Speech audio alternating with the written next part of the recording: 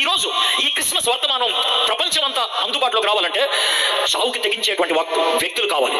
చావుకి తెగించేటువంటి వ్యక్తులు. మా దేవ మా ప్రభా, తమ్ముడు జోష్ రాసినటువంటి పాట నీకు తెలుసు. నిన్ను మహిమపరిచే, నిన్ను వ్యక్తపరిచే, నిన్ను వెలిగింపచేసే పాట అని నేను నమ్ముచున్నాను ప్రభా. ఆ విశ్వాసంతో ప్రభా ఈ పాట గురించి ప్రార్థన చేస్తాం. పాట ఎంటర్టైన్మెంట్ కోసం కాదు ప్రభా, ఎన్లైటన్మెంట్ కోసం. పాట మా హృదయాన్ని తృప్తిపరిచేది కాదు ప్రభా, మా మనసును వెలిగింపచేసేది.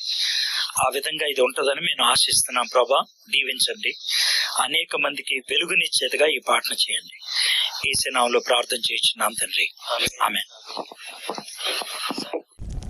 పరిపూర్ణతలో మనల్ని స్థిరులు చేయుటకు నిరంతరంగా వెలుగుచున్న జ్యోతి అయిన నా ప్రియ ప్రభు అయిన యేసుక్రీస్తు వారికి స్తోత్రములు తెలుపుచు నేను చెప్పినదేమనగా, ఇంటర్ ఫస్ట్ ఇయర్ హాస్టల్ ఏపీఆర్జీసీలో నేను చదువుతున్న తరుణంలో కొన్ని సందర్భాల ద్వారా ఏ తప్పు ఎరుగకనే అందరికీ శత్రువునయ్యాను.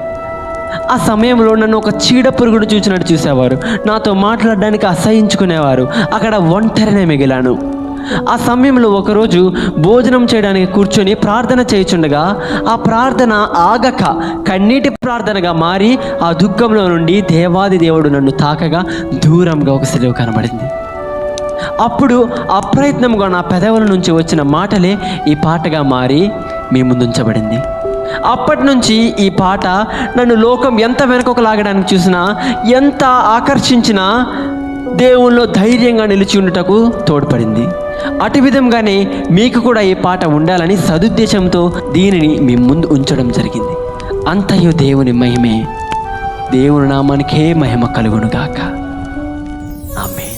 చావుకి తెగించడానికి దేవుని చిత్తాన్ని నెరవేర్చే జీవితం, తాను యేసుని రక్షకుడు అని పిలిచేటువంటి జీవితం, సాక్రిఫిషియల్ సబ్మిసివ్ సేవియర్ అని ఒప్పుకునేటువంటి జీవితం యోసేపు జీవించాడు.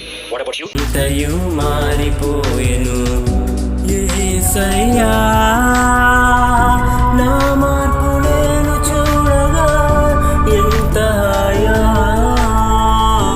అంతయు నీ మహిమే యేసయ్యా.